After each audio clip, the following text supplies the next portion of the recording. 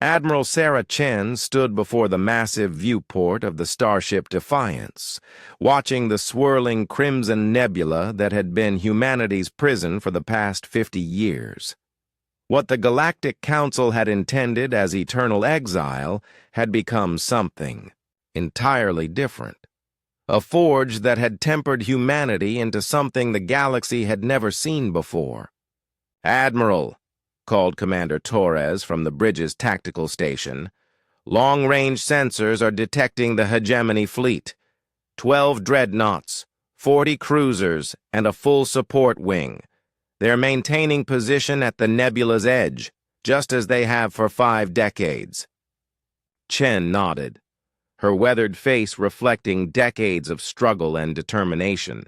The hegemony, that alliance of 7 species that had deemed humanity too violent, too unpredictable, too dangerous to remain in civilized space.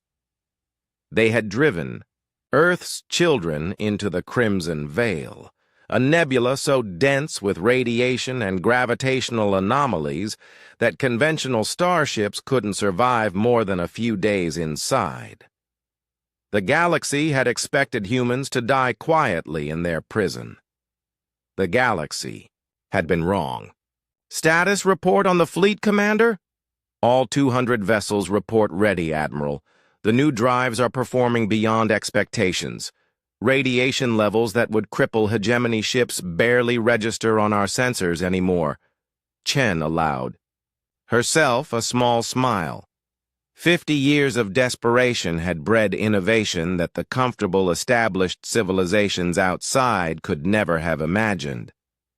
When faced with extinction, humanity had done what it always did: adapt, evolve, and emerge stronger.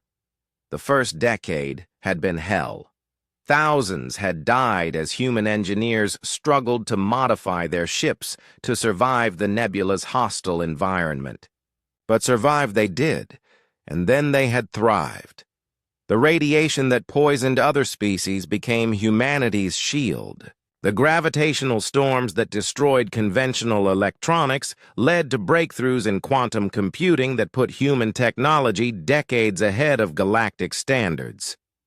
"Ma'am," interrupted Lieutenant Kim from communications, "we're receiving a transmission from the hegemony flagship. It's High Counselor Vextar himself."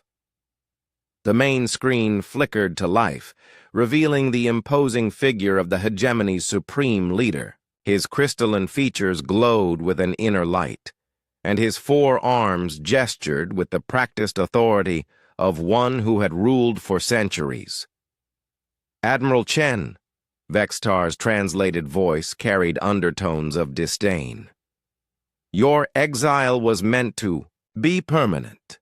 The fact that you survived does not grant you permission to leave your prison.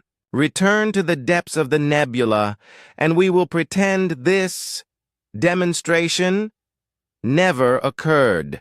Chen stepped forward, her shoulders straight despite her 67 years.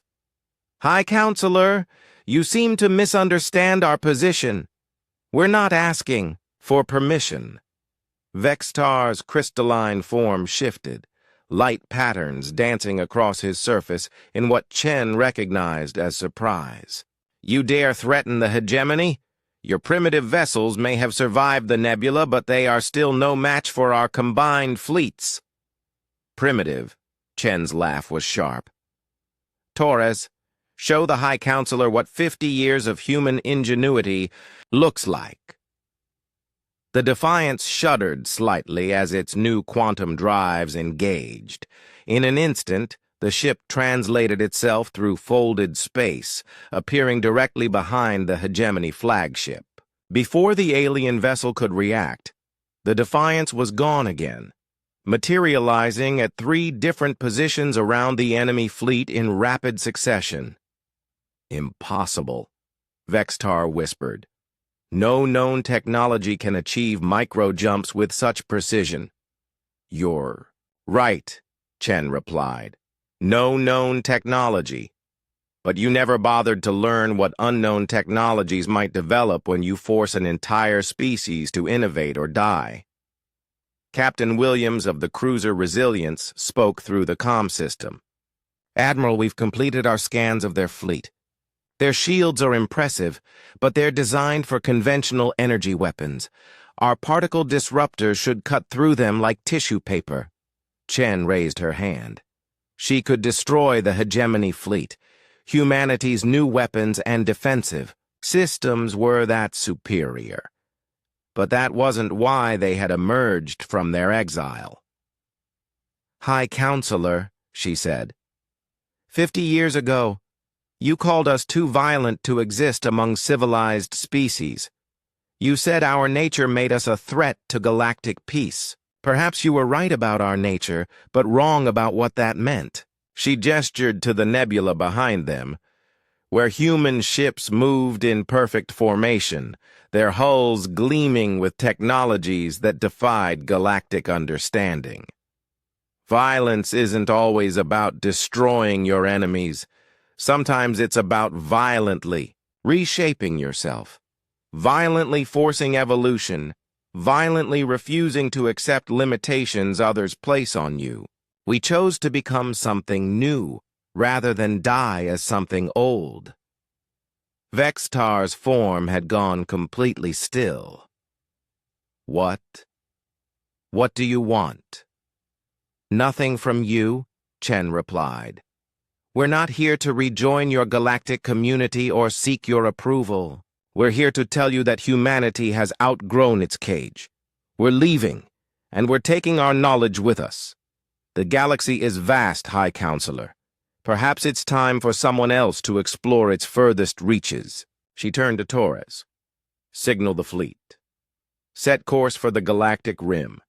It's time humanity found its own path among the stars."